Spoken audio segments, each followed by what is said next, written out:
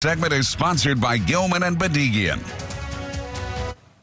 7:45 now. When you see emergency vehicles on the road, most cars move aside to let them get through to the emergency they're assisting in. But that is not always the case. In fact, emergency vehicles are often involved in crashes with other drivers. So what are the rules of the road? Attorney Charles Gilman with GILMAN Bedigan joins us this morning. Good morning, Charles. Good morning, Patrice. How are you? I'm doing well. All right. So what is the law for drivers who see an approaching emergency vehicle? What do we have to do? In Maryland, you have to move over. It's actually been given the nickname the move over law, so that really it's yielding the right of way, but people call it move over or define it as moving over. So when you see that emergency vehicle coming in your rear view mirror or hear it, you're required to move over. So what about if you're going one way and the emergency vehicle is going the other way? I still tend to move over, or slow down or even stop in case they need to try and get around cars and use my lane too. Am I responsible to do that?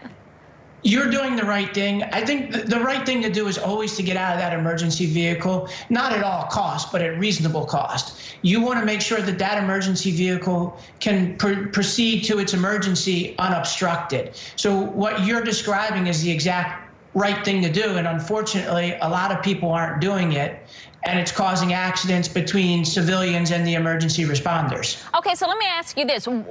Talk about the leeway that emergency vehicles are given. Do they pretty much have freedom to do whatever they want on the road, or do they have to also operate within certain confines? With lights and sirens on, they still have to operate in certain confines, but the confines are broadened. They can go through stop signs. They can go through red lights. They can operate their motor vehicle on the wrong side of the road, but they have to do it in a reasonable manner under the circumstances. They can't just close their eyes per se and drive through red lights and stop signs. They have to be cognizant of the traffic. For example, if you're on Interstate 83 during rush hour, what an emergency vehicle can do reasonably during rush hour is going to be very different than what they could do, say, at 11 o'clock at night when nobody's on the road. All right. So, and obviously that's only when they're responding to a vehicle. Just because you're in an ambulance or a fire truck and you just want to make it to lunch or home, you don't get to do that. Absolutely not. That's a no-no. Okay, so here's then the question. Who is at fault if there is an accident between one of those emergency vehicles and just, a driver on the road?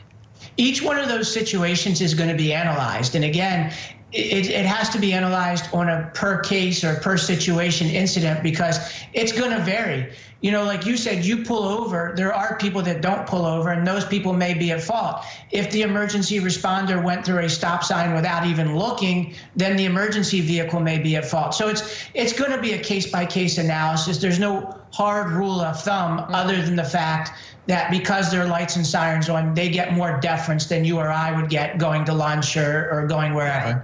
All right, just to err on the side of caution and get out of the way. I always think if they were on their way to save somebody I know, I want them to get there as fast as I can. I couldn't have said it better. All right, Charles, thank you. Thank you. Have a good day.